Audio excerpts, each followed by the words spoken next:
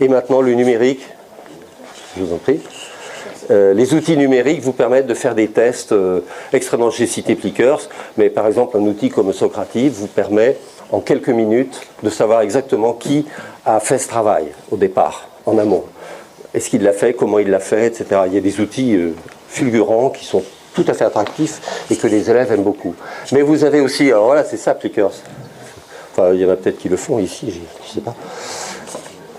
Alors, les cartes mentales reviennent à la charge actuellement parce que, voilà, les liens, c'est ça. Les liens, c'est ça.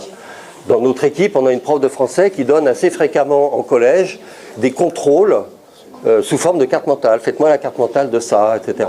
Parce qu'elle pointe, est-ce que tous les éléments y sont? Est-ce que les liens entre eux existent? Donc il y a à la fois qu'a-t-il en mémoire et est-il capable de les organiser? Alors il y a des vertus formidables des cartes mentales. Ça développe l'attention, c'est un moyen de mémoriser. Parce que les cartes mentales, les cartes heuristiques, vous savez, ça a été déployé par Tony Buzan. Il y en a peut-être qui connaissent ce monsieur. Il s'est rendu célèbre pour ça. Mais Tony Buzan, il ne l'a pas fait pour comprendre, il l'a fait pour mémoriser. C'est le créateur des grands championnats de la mémoire mondiaux. Donc il l'a fait pour... Donc c'est un outil de mémorisation, de compréhension, d'attention. C'est assez génial.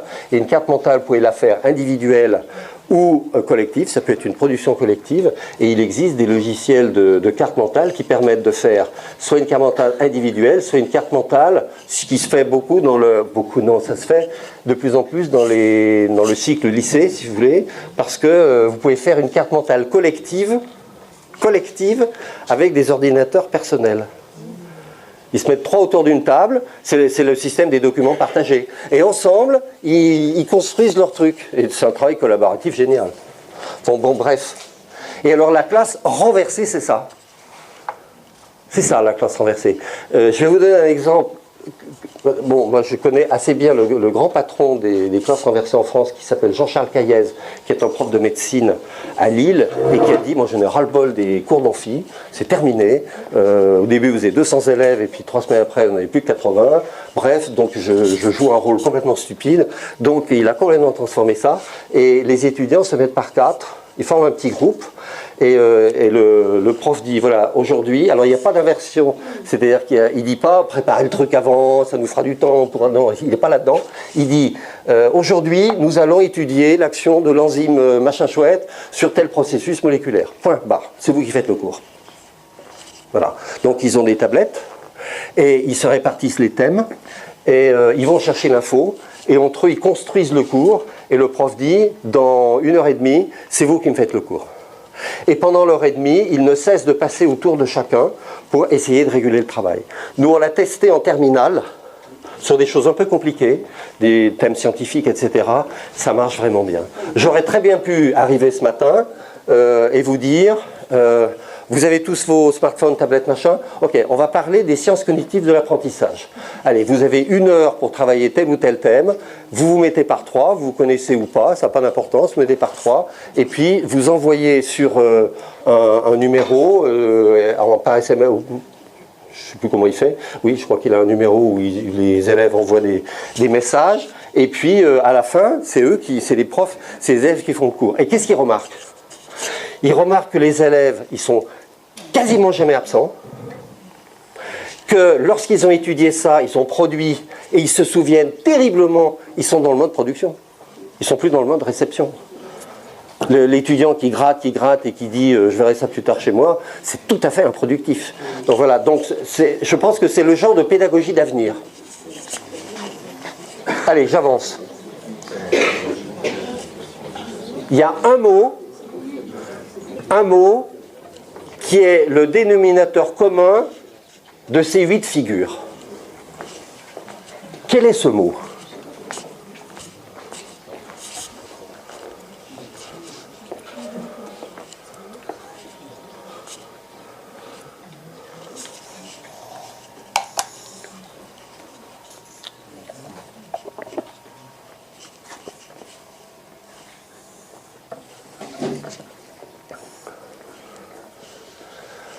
La petite dame en rouge, là. Vous avez une idée?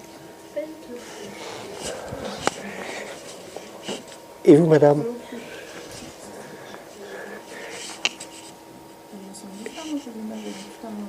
un mot pour réunir tout. Bon, oh, c'est pas un piège. Hein. Mémoire. Nous sommes des êtres de mémoire.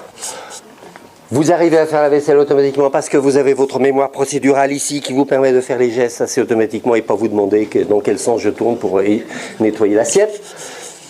Imaginez-vous, vous qui utilisez des ordinateurs tous les jours, si on met une feuille là sur le clavier et si je vous dis donnez-moi la liste, exactement la position des lettres dans le clavier, des signes, machin, alors que lorsque vous êtes devant, ça marche tout seul. Donc là aussi, vous avez une mémoire procédurale. Le trivial poursuite, bien évidemment. Le souvenir de vacances, c'est un souvenir. Et l'ensemble des souvenirs vous a permis de construire votre identité, parce que pourquoi vous avez un sens de votre personne dans le courant de votre vie, parce que vous savez bien comment vous vous appelez, où vous habitez, où vous êtes né, qui vous a permis de construire toute votre histoire, qui vous construit votre identité. L'identité de chacun, c'est une affaire de mémoire. Voilà, une famille qui regarde une vidéo, etc., ne peut comprendre que parce qu'elle a en mémoire des éléments qui vont lui permettre de les combiner, de les associer. On est dans le processus comprendre. Une soustraction, c'est au moins 15 à 20 zones de mémoire différentes qui fonctionnent. Je reconnais les chiffres, je sais comment ça marche, je sais faire une soustraction, je sais retenir la retenue, etc. Il y a du verbal, il y a du numérique, il y a de l'automatisme, il y a du rationnel, etc. C'est que de la mémoire. Et dormir, c'est aussi le fonctionnement des mémoires. Pendant les différentes phases du sommeil, les 4 temps que vous connaissez bien, il y a des moments où je consolide mes procédures, mes routines, il y en a d'autres où j'organise, etc., etc. Donc le sommeil est une étape de l'apprentissage qui mobilise les mémoires. Donc nous sommes des êtres de mémoire. Donc le prof, il n'a pas droit à ignorer le fonctionnement de la mémoire. Oui, monsieur. Excusez-moi de vous interrompre. J'ai une remarque, mais je ne peux pas la formuler en question, j'arrive pas. Moi, je suis prof d'art plastique et je reviens sur le tableau que vous avez présenté. Oui. Quand j'étais élève, on a essayé de me faire comprendre les tableaux. Oui. Et je suis passé à côté de ce qu'on peut appeler l'art. Parce qu'on m'expliquait les plans, ça fonctionne comme comme ça. Je comprenais ce qu'on me disait, mais jamais j'ai ressenti l'œuvre. Et on peut ressentir une œuvre sans la comprendre. Et moi, ça me questionne quotidiennement, enfin pas quotidiennement, mais souvent. Je suis là pour qu'ils comprennent l'œuvre, et je suis là pour les amener à vivre l'expérience que peut procurer cette œuvre-là. Et je m'arrête là, et je vous avais dit que c'était pas une question. Bien, on va remercier le collègue au moins d'avoir soulevé ce point, qui n'est donc pas une question, mais qui m'interpelle parce que j'aurais vraiment, si ça avait été une question, j'aurais eu du mal à répondre. En même temps que vous dérouliez votre question, j'essayais de combiner dans ma tête. Donc tout ce qui relève de la compréhension, du ressenti, voire des émotions, de la culture générale, le contexte, etc. Bon, il faudrait y réfléchir. Oui. Qu'en français, on peut enseigner le français et les règles propres au français. Mais j'imagine qu'il y a beaucoup d'élèves après le bac qui ne sont toujours pas attirés par la littérature, peut-être. Qui ne sont toujours pas attirés par la littérature, peut-être, parce qu'ils sont peut-être passés à côté de Jérémy, tu peux inverser la chose et dire que l'émotion va favoriser la mémorisation. Tu as publié sur cette émotion, sur la société. Même l'apprentissage, mettre cette émotion. La place de l'émotion, oui. Alors, je n'en ai pas parlé. Alors, oui, on frôle votre remarque. Et ce que vous avez dit, Florence, c'est ça. Donc, la place des émotions dans tout ça. Alors, c'est vrai que c'est imminemment important puisque les processus liés... D'abord, on a une mémoire des émotions, on a un vécu des émotions, on a une activation neuronale des émotions. Voilà, il y a des modules cérébraux qui sont consacrés à ça et qui sont intimement liés, si vous voulez, à au fonctionnement de la mémoire de travail, tout ce qui permet d'exécuter, de la cognition, etc. Mais moi, j'en parle pas, parce que, voilà, on ne peut pas parler de tout, je ne suis pas assez expert, mais c'est vrai que c'est quelque chose qui va arriver, ça, c'est quelque chose qui va arriver dans le champ. Alors, je me permets d'avancer, parce que je souhaiterais que vous me redonniez, alors sans échanger avec votre camarade, voilà, et les 8 items que j'ai longuement présentés au début. Est-ce que vous seriez capable de les donner? J'en ai pas. Ah, mais vous ne regardez pas vos notes, on n'a pas le droit de copier. Hein. Est-ce que vous seriez capable, avec votre simple mémoire, mais sans concerter votre voisin? Alors, vous toute seule, madame? Je me dépêche pendant que j'en ai encore. Allez-y. Mémorisation active. C'est tout? Les 8? Je veux les 8. On est trop nombreux, ce serait dommage de pas laisser au copain. Comment? Ouais. Madame sait beauté en touche, avec sourire et élégance. C'est compliqué, hein. C'est compliqué, parce que, voilà, 3/4 d'heure que nous avons déroulé, on a pris 10 minutes pour le faire, et déjà, ça devient flou, ça s'est estompé. Alors, vous pouvez faire des recherches. Par quel bout je pourrais tirer les 8 fils de cette pelote? Donc, vous voyez, l'élève, il est dans la même situation. C'est-à-dire que vous délivrez des choses, ça passe, etc. Et vous avez toutes les familles de molécules qui sapent le boulot et qui sont chargées de détruire ce qu'on est en train d'apprendre. Alors il y en a qui vont rester probablement à l'état de trace quelque part dans la forêt vierge des neurones. Ça sera beaucoup plus compliqué, c'est le système des rappels. Donc vous voyez, l'effet de la mémoire, c'est terrible, et c'est ce que vivent vos élèves tout le temps. Alors, par contre, si je fais ça, je vous donne des indices. Et là, ça va vous permettre de rentrer dans les petits sentiers des 100 milliards de neurones et d'essayer de retrouver...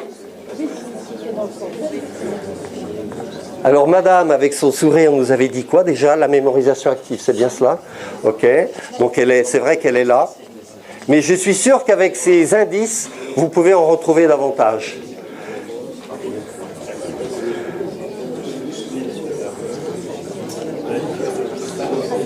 Bon. Oui, c'est un test qui interpelle. C'est un test qui interpelle les modalités d'évaluation. Parce que lorsque vous intégrez des choses en mémoire, pour les retrouver, l'évaluation, c'est ça. Hein, le contrôle, c'est ça. On essaie de... C'est quoi la photographie de ce que l'élève a développé, appris, compris, etc. Donc, soit vous faites du rappel libre, ce que j'ai fait avant. Le sujet de bac d'histoire. La Chine de 49 à nos jours, je ne sais pas quoi, c'est le sujet du bac de l'année dernière, 2h30. Tac, sec, vous avez tout à rappeler. Les fêtes, l'organisation, le plan, les références, tout. C'est du rappel libre, c'était avant. C'est extrêmement difficile. Extrêmement difficile. Deuxième solution, peut-être que les choses sont cachées, donc on va peut-être lancer un petit bouchon, et là, on va pouvoir peut-être tirer l'information. L'information, elle existe. Par exemple, si vous avez trouvé, je ne sais pas, admettons, Space Learning, vous n'étiez pas capable de le dire tout à l'heure, vous êtes capable de le dire maintenant. Alors, là, c'est un peu biaisé, parce que c'est un élément de réponse, mais vous pouvez donner un indice. Vous pouvez donner un indice qui vous permet de faire le lien. Voilà. Et puis la troisième modalité, qui est beaucoup plus aisée, qui consiste à reconnaître. Est-ce que c'est ça ou c'est ça?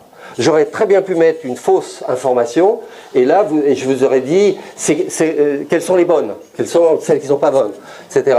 Et donc, ce n'est pas reconnaissance, c'est le quiz, le QCM, etc. Donc, vous voyez, quand on construit une évaluation, il faut avoir le souci de mixer les modes de rappel si on veut avoir une photographie aussi objective que possible, aussi fidèle que possible de ce que l'élève a dans la tête. Donc, il est clair que les processus mémoriels interpellent la manière de mémoriser. Bon, c'était ça. Bon, je passe. Je vais vous proposer maintenant, on va essayer de découvrir quelques règles de la mémoire à travers un exercice. Je vais vous proposer l'exercice suivant. Je vais vous demander tout à l'heure de rappeler les mots que vous allez voir. Ce sont tous des mots familiers ou pas. Vous allez le voir dérouler à raison de 1 toutes les 2 secondes. Il y en a 15. Vous êtes prêts? Ok.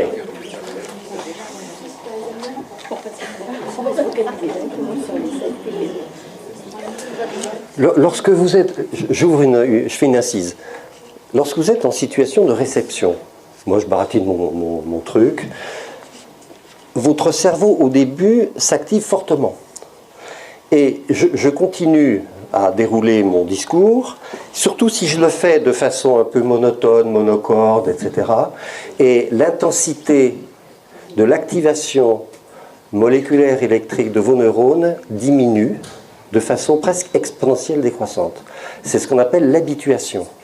Quand on est dans une espèce de déroulement un peu identique à lui-même, on est en processus d'activation décroissante. C'est ce qui se passe dans un cours. Et ça se produit à l'échelle pour un ado de peut-être 10 minutes. Si vous voulez, vous c'est plus, mais eux c'est 10 minutes. Or, lorsqu'on met l'apprenant dans une situation d'implication, vous relancez les mécanismes d'activation. Donc là, si vous voulez, je vous propose un petit exercice, vous allez être actif, vous allez relancer le phénomène d'activation qui est lié directement aux capacités d'attention.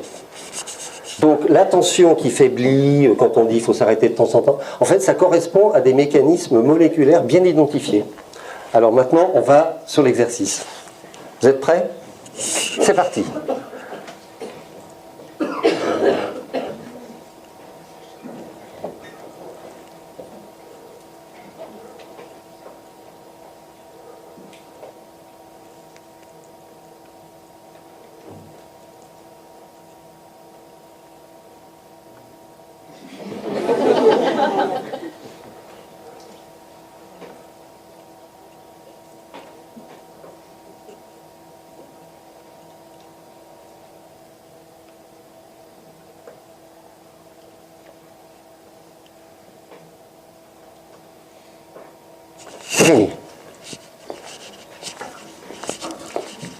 Alors on va tous répondre en même temps.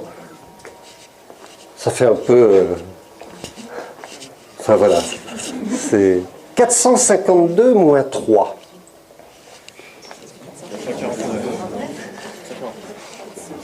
Okay, 449. 449 moins 3. 446 moins 2. 444 moins 3. 441 plus 2. Plus 5. Bon. Je pourrais faire ça pendant 2 minutes. Ok. Je pourrais faire ça pendant 2 minutes. Là, je l'ai fait pendant 40-50 secondes. Maintenant, individuellement, sans copier sur votre voisin, vous allez essayer de donner la liste du maximum de mots que vous avez vus. Allez-y. Mais vous ne parlez pas avec votre voisin, d'accord? Autrement, c'est carnet de correspondance que je donne au principal. Et il faut le faire seul, hein. Il faut le faire seul.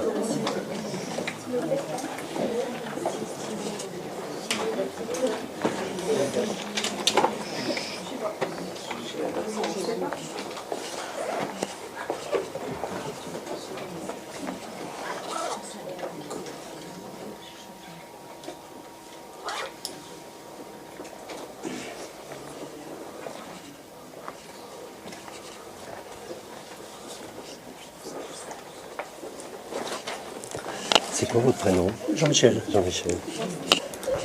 Bon. Alors, je prends une victime. Vous enseignez quelle matière, monsieur? La technologie. La techno. Alors, Jean-Michel, que tout le monde connaît parce qu'il est prof de techno, est-ce que vous pourriez nous donner religieusement, quels sont les mots que vous avez retenus? Machine, recette, vent, découverte. Blanc. C'est tout?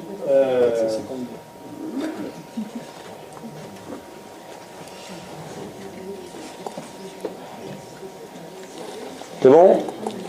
C'est pas grave, hein? Bon. Vous en avez retenu combien, madame? 9. C'est le moment où on met les appréciations pour les profs. Alors, la question qui va nous permettre de comprendre un petit peu comment la mémoire marche, la question c'est, mais pourquoi n'en retient-on pas 15 ? Pourquoi n'en retient-on pas 15 ? Parce que je fais cette manip... Pardon, un peu d'attention. Je fais cette manip 10 fois. J'obtiens toujours le même écart, de 4 à 9. Toujours. Il peut y avoir des petites variations, mais statistiquement c'est ça. Pourquoi pas 15 ?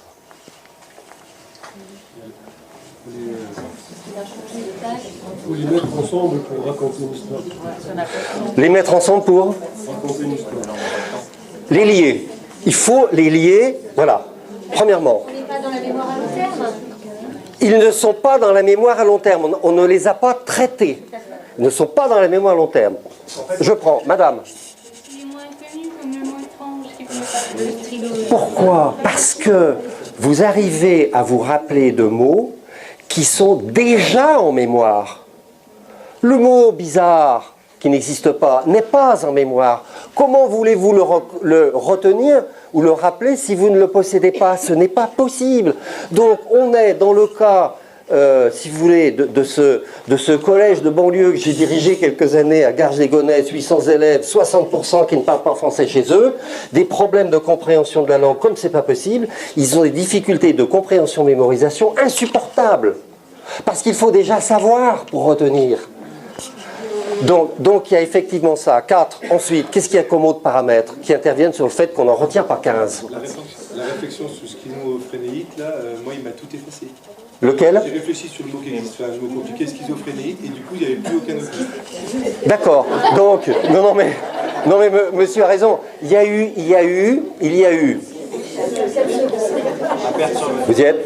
Il y a eu ce qu'on appelle une interférence, c'est-à-dire en amont, vous étiez à peu près dans le coup, il est arrivé, votre cerveau a essayé de le reconnaître, il va chercher machin, pendant ce temps, il perd du temps, il est moins attentif sur les suivants, etc. C'est exactement ce qui se produit en classe pour les élèves qui ont du mal à comprendre ou qui ne connaissent pas. Alors, ensuite...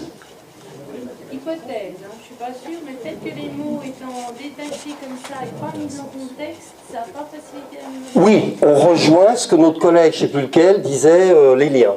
Donc il faut les mettre en lien. Madame.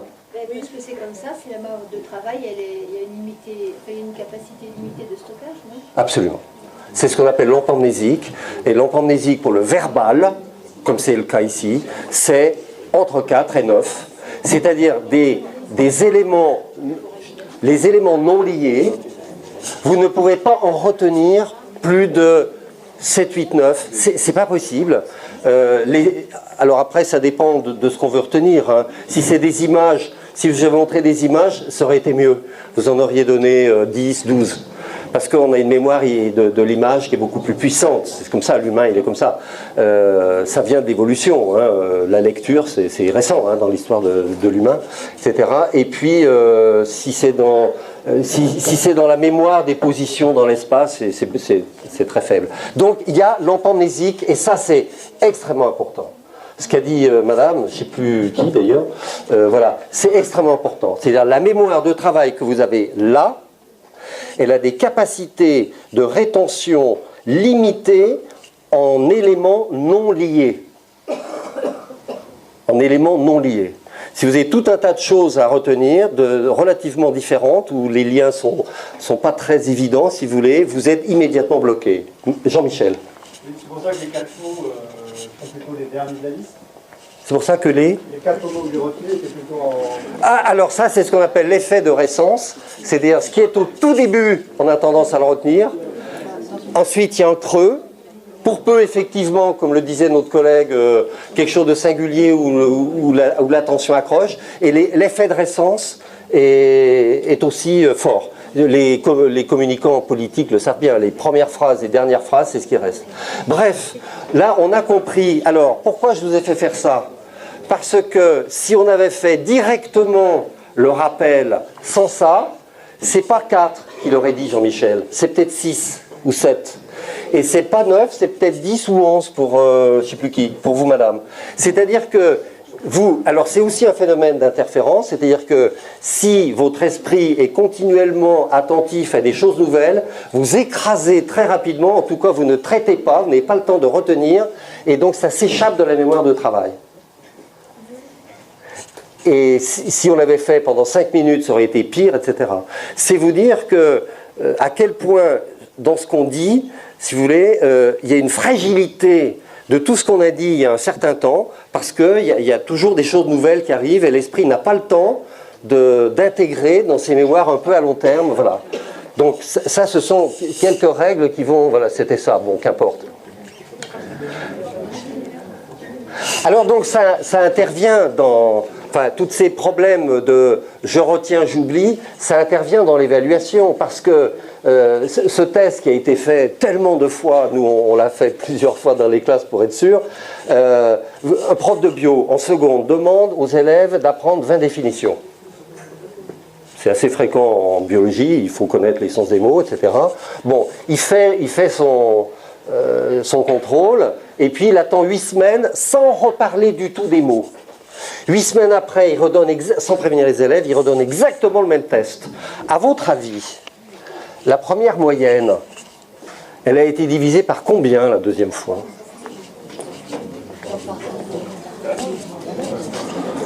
Vous diriez quoi, madame? 2. Vous diriez 2. Vous diriez quoi, monsieur?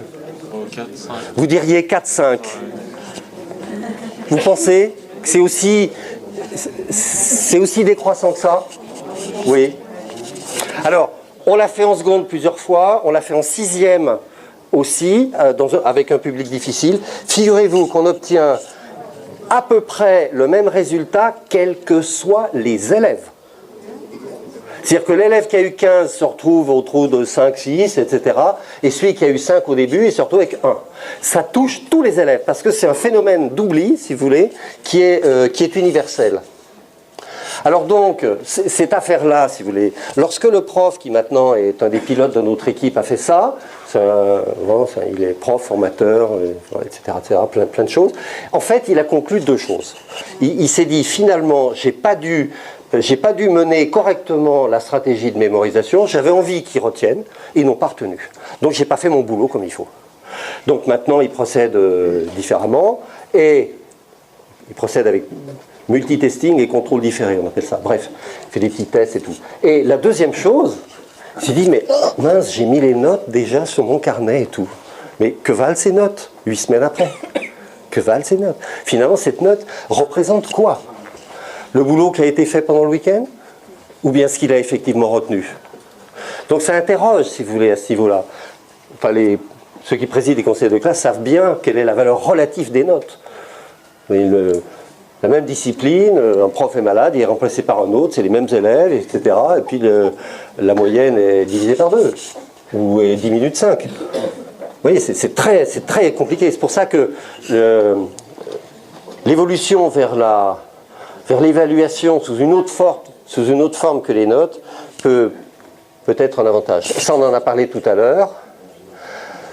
Alors, si on suit le cheminement de l'intégration d'une information, c'est-à-dire à partir du moment où on perçoit jusqu'au moment où on retient, il y a donc effectivement, comme l'a dit je ne sais plus qui, la mémoire de travail qui non seulement évacue très vite parce qu'on n'a pas traité, je crois que c'est vous, prof de langue, là, qui disiez ça, il me semble, et puis le fait que ce soit limité, là on a bien vu avec l'empamnésique, ça c'est deux fonctionnement de la mémoire de travail qui est donc la mémoire de comprendre, d'organiser, de hiérarchiser, qui va permettre de décider, etc.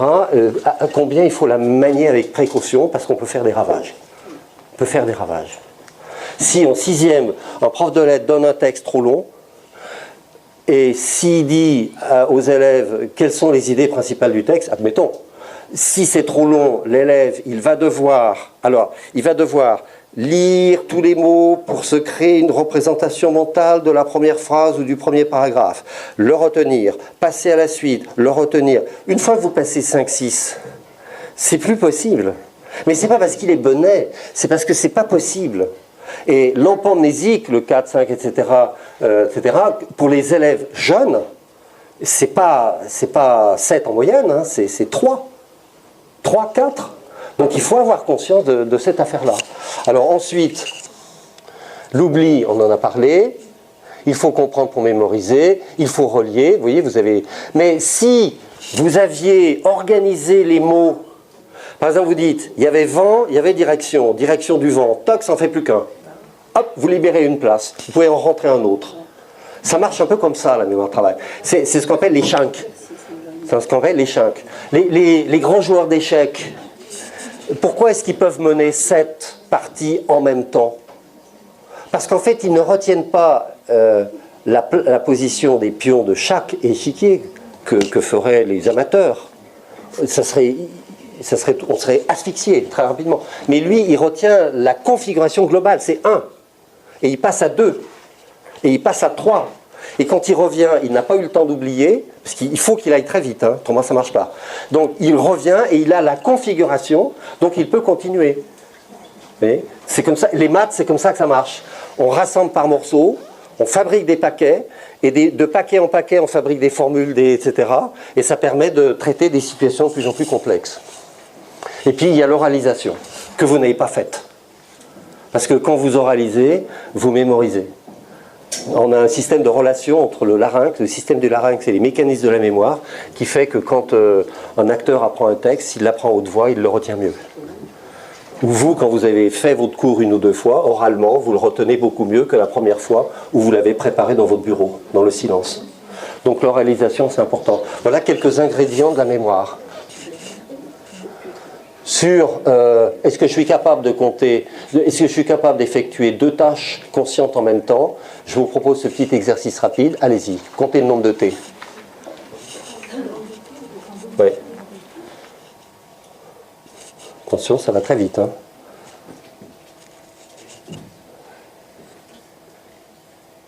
Toc.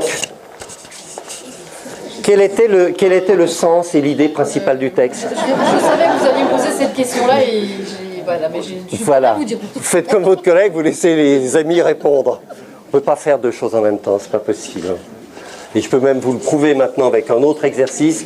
Je vais vous donner le même texte, je vais vous donner un petit peu plus de temps, et vous allez compter en même temps, pas une fois les T, une fois les je sais pas quoi, les N, et une fois les C. Non, parce que ça c'est une tâche en même temps. Vous allez en même temps essayer de compter les 3 lettres.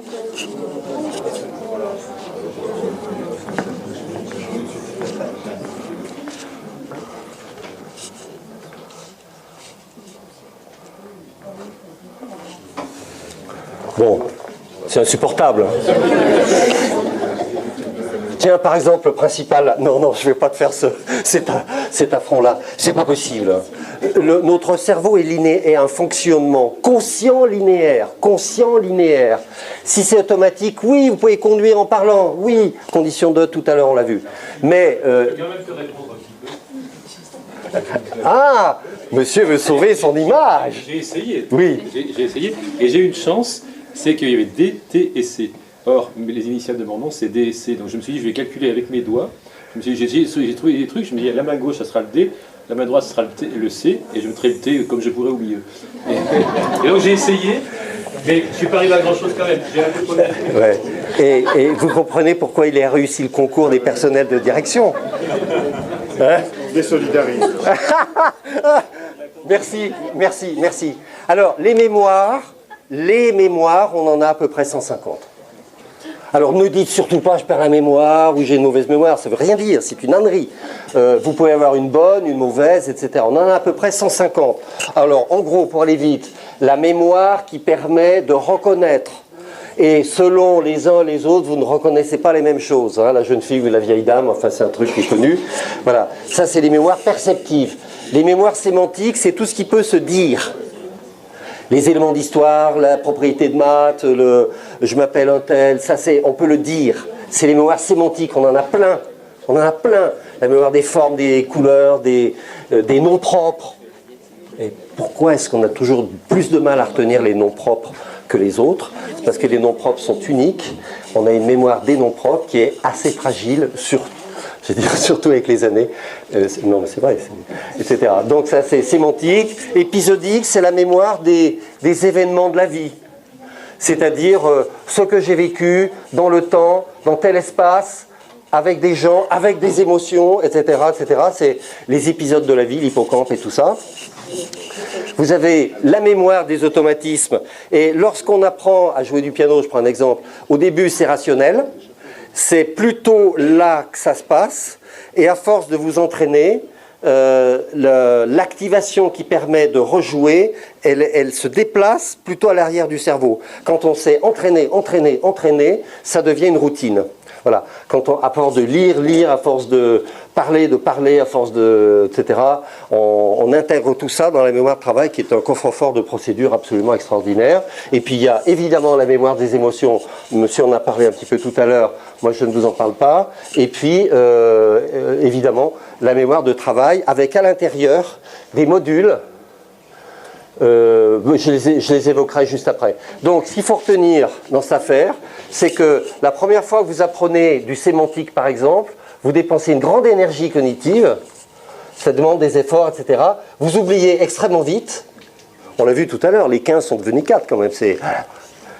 Ensuite, vous réapprenez, c'est moins d'énergie, c'est le problème, ce qu'on appelle l'économie cognitive, mais vous l'oubliez moins, vous réapprenez, vous l'oubliez, voilà. Ça dure plus longtemps, etc. Et en 4-5 fois, vous pouvez retenir quelque chose. S'il n'y a pas ça, ça ne marche pas. Ça ne marche pas. Mais quel prof monte une stratégie pour réapprendre? Pas trop, pas trop. Donc c'est ce qu'on essaye de faire, Émilie, c'est ce qu'on essaye de faire avec les techniques qu'on vous propose. Mais alors, le problème, c'est que c'est compliqué parce que ça dépend de chaque item. Hein, si madame fait apprendre 20 expressions d'anglais à ses élèves, on ne sait pas trop pourquoi, mais on ne va pas retenir les mêmes selon les autres. C'est un peu compliqué. Ça dépend de la personne, des conditions dans lesquelles on apprend. Bon, je passe là-dessus. Donc, l'idéal pour une bonne rétention, c'est bien comprendre au début. Je connais bien le sens des choses, j'ai bien fait les liens, etc. J'ai compris un max. Et après, reprise expansée de plus en plus grande. Et nous, on propose des planifications de reprise, des outils pour reprendre, etc. Bon, je passe là-dessus. Donc, un de nos trucs favoris, c'est la fiche de mémorisation. C'est-à-dire, c'est une fiche. Vous avez les questions, les réponses ici. Et lorsque l'élève apprend, il bouge la réponse, il se pose la question, il essaye de répondre, et on est dans le cas... Virginie, c'est quoi déjà votre nom? Virginie. J'ai réussi ça ne s'est pas échappé de ma petite mémoire de travail. Et voilà, donc c'est ce qu'on appelle une fiche de mémorisation que les profs qui le font à chaque chapitre, etc. Donc ça focalise sur les essentiels sémantiques. Donc c'est un outil de remémoration et c'est aussi un outil qui permet de planifier dans le temps. Voilà. Alors vous allez dire, les élèves ne le font pas. Oui, bon. Mais si on leur explique comment ça marche la mémoire, ils le font plus. Donc ça, c'est une technique... Alors, vous avez des logiciels géniaux. Par exemple, Anki est connu, puisque, si vous voulez, l'algorithme de l'oubli, c'est universel pour tous les humains de la Terre. Donc, il y a des sociétés de conception logicielle qui se sont emparées de cet algorithme. Et donc ça, c'est Anki, il est connu. Hein, c'est des millions d'utilisateurs, mais pas beaucoup en France, c'est pas très connu. Et donc, vous posez les questions. Quelle est la couleur cyan? Il n'y a pas de réponse. Vous essayez de répondre. Et lorsque la réponse apparaît, vous dites, est-ce que c'était difficile, correct ou facile? Vous appuyez sur un bouton et au bout de quelques jours, la question va réapparaître. Et vous allez avoir la même question et vous allez appuyer pareil, mais Anki va reconstruire un autre écart. C'est-à-dire qu'en clair, Anki sait à quel moment vous êtes en train d'oublier. Et il est capable d'intégrer des milliers de questions. Voilà, et donc nous on utilise beaucoup Anki dans nos classes depuis le CM2 jusqu'en terminale, et donc alors le prof envoie les questions par paquet sur Pronote, si vous voulez, ou par messagerie, et les élèves apprennent comme ça. Et je peux vous dire que si on le fait en classe avec des CE2, ça marche du feu de Dieu, si vous me permettez cette expression, et ensuite quand on monte, c'est un peu compliqué parce que les élèves ne le font pas trop chez eux. Donc il faut trouver des stratégies pour le faire en classe, donc il faut des tablettes et tout ça, individuelles. Et par contre, plus on monte en lycée, c'est incroyable. C'est-à-dire, si les élèves commencent l'année en histoire géo, en SVT, qui sont gros pourvoyeurs de définition, si vous n'alimentez pas la machine en qui, les élèves sont extrêmement mécontents. Parce qu'ils s'aperçoivent que ça leur permet de gagner un temps fou. Vous gagnez un temps incroyable en ne faisant réapparaître que les questions que vous êtes en train d'oublier. Enfin, je ne m'attarde pas, mais je vous en ai montré le principe. Voilà. Et puis, il faut que la réponse à la question soit assez proche de cette question, si vous voulez. Parce qu'autrement, vous oubliez une partie des choses, vous ancrez l'erreur. Donc, ce qu'on appelle le feedback proche, c'est un des grands principes de la cognition. Il faut que, si vous posez un test avec des définitions, il faut que les réponses soient données très vite. Hein. Pas attendre après les vacances que vous ayez corrigé les copies. Hein. Ça ne marche pas du tout comme ça. Donc, c'est une erreur, ça. Donc, il faut ménager un petit temps pour donner les réponses. C'est ce qu'on appelle le feedback proche. Autrement, vous incrustez les erreurs, les malentendus, etc. Voilà, ça c'est ce que j'expliquais tout à l'heure, donc je passe. Voilà, alors nous, si vous voulez, on propose l'utilisation de ces logiciels, des plannings de reprise avec des rythmes, etc. Des temps de mémorisation, c'est bien ça que vous faites, pardon, Émilie. Oui, c'est bien ça, des temps de mémorisation en classe, important, à mi-cours, fin de cours. Voilà, on ne fait pas un cours comme ça défilé. Et puis voilà, j'ai fini mon cours, allez-y, égayez-vous dans la cour. Non, c'est pas ça. C'est à un moment donné, on fait le point et on fait ce qu'on appelle la mémorisation initiale massée. Ce petit temps où on incruste déjà les choses et qui va déterminer la qualité de la rétention ultérieure. Planification des reprises. Alors les activités à caractère ludique, ça c'est connu des profs de maths, etc. Parce qu'on sait que ça a des vertus extraordinaires, le jeu. Faire des binômes d'interrogation, ce qu'on appelle le cours à 5 temps. Ça c'est très anglo-saxon. C'est-à-dire ça résume toutes les vertus de la cognition. Vous faites un cours. Ok, pendant 10 minutes, vous expliquez les choses. Sans notes. Sans notes. Les élèves écoutent. Ils essayent d'intégrer. Voilà. Après 10 minutes, bon, restitution et correction. Vous avez entendu quoi, les élèves? Ça, etc. Oui, ça c'était juste. Par contre, ça, non, c'était pas tout à fait ça. Donc, c'est la restitution, donc ça mobilise l'attention, ça développe terriblement l'attention. Donc, vous avez la restitution, vous avez la compréhension. Ok, on a étudié Napoléon machin, on va faire, je vous raconte n'importe quoi, on va faire la carte mentale de Napoléon, seul, à 3, etc. Donc, ça, c'est la compréhension, toutes les activités de compréhension. L'application, on a appris ça, on essaye de l'appliquer sur une situation un peu différente. C'est ce qu'on appelle le transfert en cognition. Et puis, la dernière étape, c'est allez, on referme tous les cahiers. Finalement, au long de ce cours, c'est quoi les choses essentielles qu'on a vues? Alors, c'est à gros traits, ça ne s'applique pas strictement comme ça dans toutes les disciplines, mais à vous d'adapter. Et donc, c'est un dernier effort de mémorisation initiale. C'est un peu ce que fait Émilie. Et voilà, alors, si vous voulez, c'est à vous de faire en fonction de vos disciplines, etc. Mais l'idée, c'est de faire fonctionner l'attention, la compréhension et le transfert au sein d'une même séance. Ça, on en a parlé. Alors, devant vous, parce que le temps passe, donc je vais m'arrêter bientôt. Si vous voulez, le cerveau, c'est pas que des mémoires. Les mémoires sont réparties, si vous voulez, dans cette pellicule, le cortex de quelques millimètres d'épaisseur qui recouvre le cerveau, là, partout, par l'intérieur. L'intérieur, c'est les liens entre les neurones, mais à l'extérieur.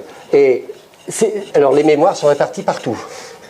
Mais ce qui est important, qui caractérise l'espèce humaine, c'est au niveau de la mémoire de travail, vous avez des populations de neurones qui sont chargées de ce qu'on appelle les fonctions exécutives, c'est-à-dire l'inhibition dont on a parlé un peu longuement tout à l'heure, je fais attention à ce qui est automatique, pas automatique, etc. C'est là que ça se passe. C'est l'inhibition. C'est dans l'orbitofrontal, devant là. Tous les mécanismes attentionnels, la flexibilité mentale, c'est l'idée de pouvoir modifier nos croyances. Si vous procédez de la même manière pendant 40 ans et que vous n'avez pas envie de changer parce que ça vous dérange et que vous n'avez pas envie, que vous n'êtes pas trop, eh ben vous avez une faible flexibilité mentale. C'est pas une bonne nouvelle, non. Bon, je passe. On a des mécanismes décisionnels.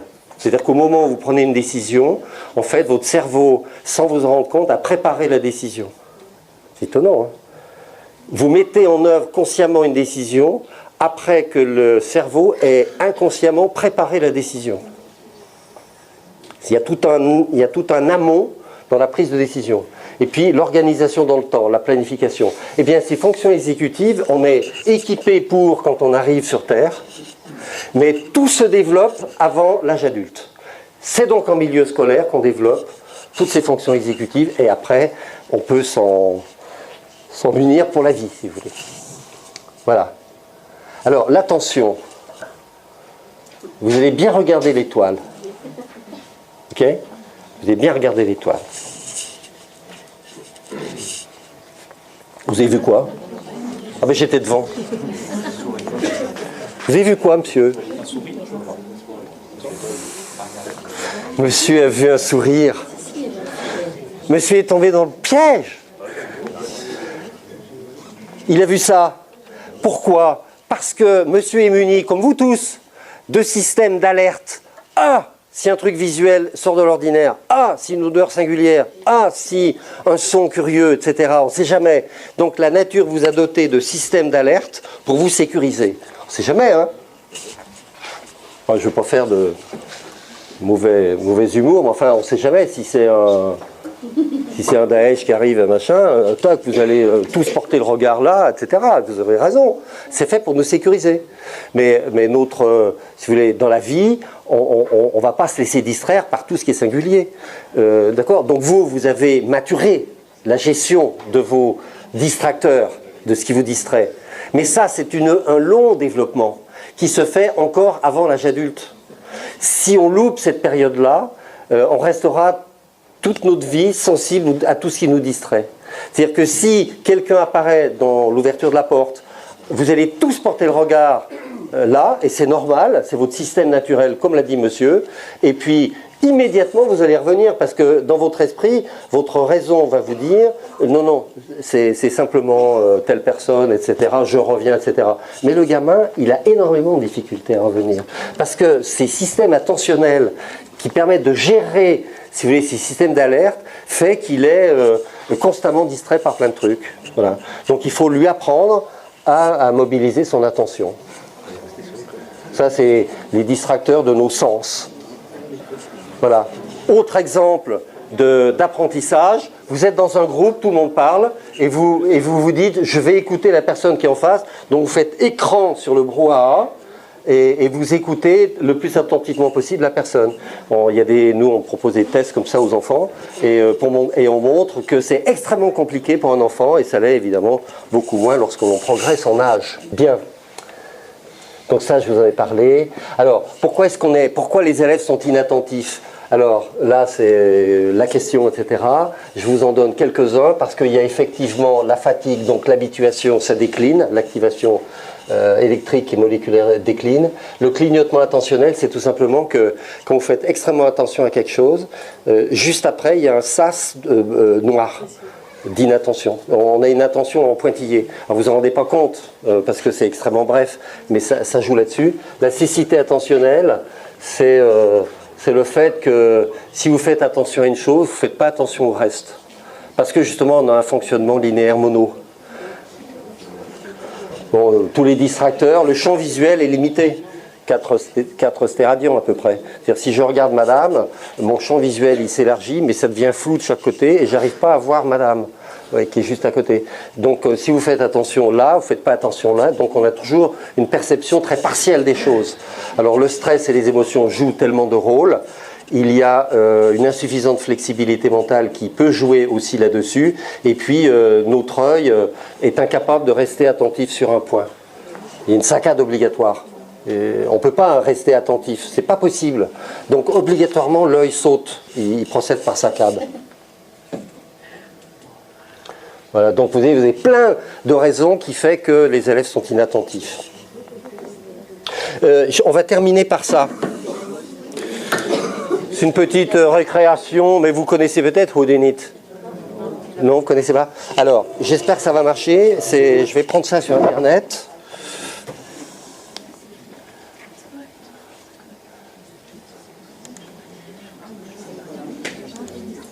On y va? Ça dure 1 minute. Vous connaissez? Non? Allez, on y va. Chut. Vous êtes prêts?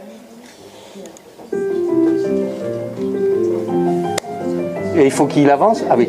Somebody in this room murdered Lord Smythe, who, at precisely 3:34 this afternoon, was brutally bludgeoned to death with a blunt instrument.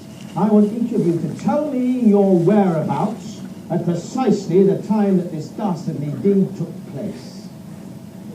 I was polishing the brass in the master bedroom. I was buttering his lordship's scones below stairs, sir. I was planting my petunias in the potting shed.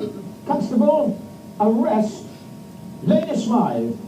But how did you know? Madam, as any horticulturist will tell you, one does not plant petunias until May is out. Take her away. Alors, qu'avez-vous vu, monsieur?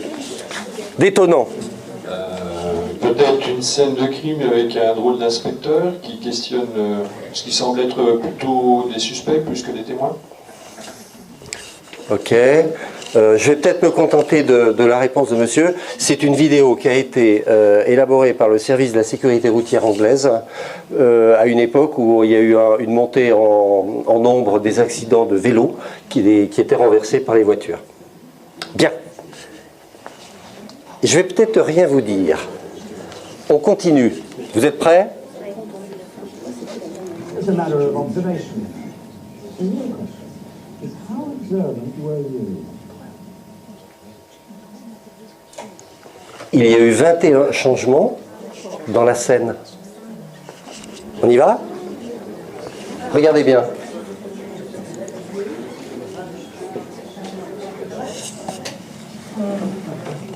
Clearly, somebody in this room murdered Lord Smythe, who, at precisely 3:34 this afternoon, was brutally bludgeoned to death with a blunt instrument. I want each of you to tell me your whereabouts at precisely the time that this dastardly deed took place. I was polishing the brass in the master bedroom.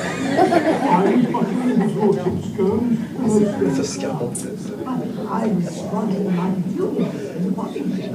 Constable, arrest Lady Smythe. Voilà, c'est la cécité attentionnelle. Si vous faites attention, peut-être à ce qui se dit, au sens de la scène, comme l'a très bien dit notre collègue, etc., vous ne faites pas attention au reste. Et les élèves sont continuellement là-dedans. Ils ne font pas exactement attention à ce que vous souhaiteriez, si vous voulez. Et ça, c'est automatique. Enfin, voilà.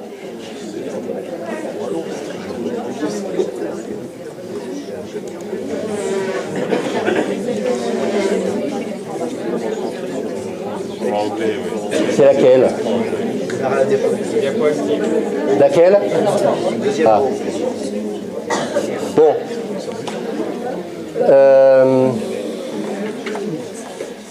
Je voudrais terminer avec ces éléments-là et après on fait la pause, bien méritée. Merci beaucoup pour votre attention.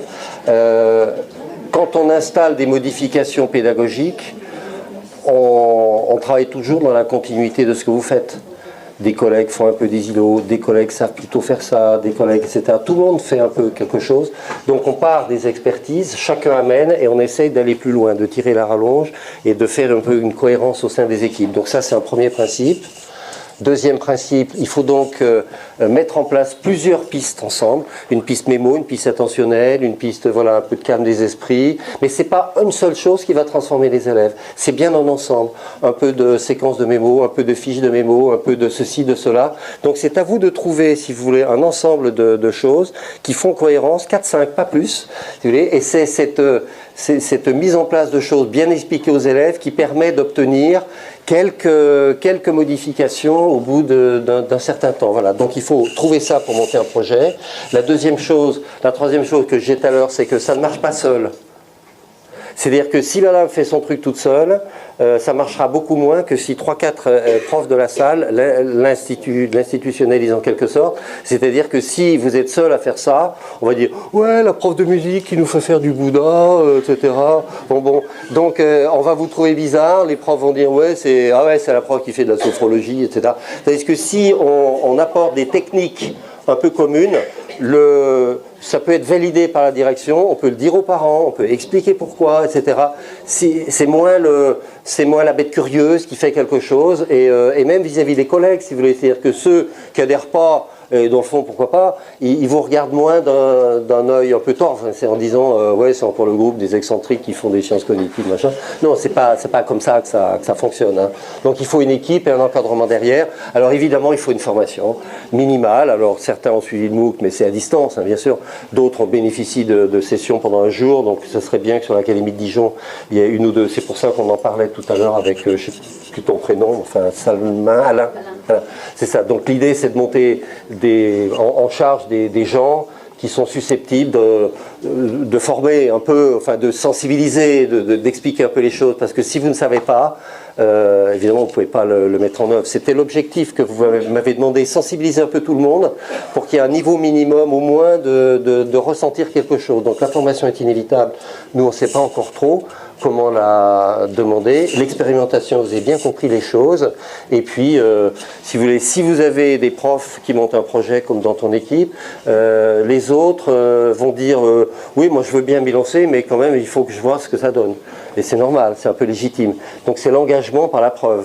Donc l'idée, c'est de faire des choses, de dire aux autres, voilà, ça a marché, ça n'a pas marché, pourquoi. Et puis progressivement, vous allez pouvoir entraîner un petit peu des collègues dans des modalités qui sont plus raisonnables par rapport au fonctionnement du cerveau des élèves. Voilà, donc le site, allez-y. Alors finalement, si on récapitule ce qu'on a fait ce matin, et j'en aurai terminé, j'ai essayé de vous apporter quelques connaissances sur la mémoire, l'attention, etc. J'espère que vous avez senti. Donc nous, on dispose d'une vingtaine de pistes et on travaillera avec tout à l'heure. Hein, voilà, on va se mettre par petits groupes, je vais vous expliquer comment. Et c'est vraiment hyper concret, hein, on n'est pas des gens qui planent. Hein, moi je suis un mec de terrain, hein, prof, tout ça, principal, proviseur, on est dans la... Hein, on est sur le terrain. Hein. Alors ensuite, projet d'équipe, qui, comment, etc. La formation, donc notre idée c'est de monter des relais, ça sera l'objectif un peu de la dernière séquence de la journée. Et puis l'expérimentation c'est, j'essaye ça avec mes élèves en 6e, 5e, 4e, mais si j'étais en lycée pro avec des premières, comment ça marcherait, etc. Donc l'idée c'est d'essayer de décliner un peu tout ça et de voir comment globalement ça fonctionne, moyen ou... Voilà. Et alors ensuite, bien sûr, il faut observer correctement pour pouvoir à la fin dire j'ai fait ça, ça marche comme ça, mais l'année prochaine je vais faire différemment parce que j'ai vu que, etc. Donc il faut pas éliminer cet aspect j'observe ce qui se passe. Parce qu'on a souvent tendance, moi j'ai été prof aussi, hein, on a souvent tendance à faire les choses, on a l'impression que, puis après on abandonne, on fait autre chose. Donc on manque un peu de rigueur dans l'observation des effets. Voilà, alors c'est volontairement petit, etc. En gros, c'est les 27 pistes, si vous voulez, dans lesquelles on engage nos 700 profs actuellement sur les 250 classes que nous essayons de suivre. Et ça correspond à des modalités très pratiques qui sont toutes déclinées sur notre site et on est en train de fabriquer des fiches explicatives pour chacun de telle façon à pouvoir les mettre en œuvre.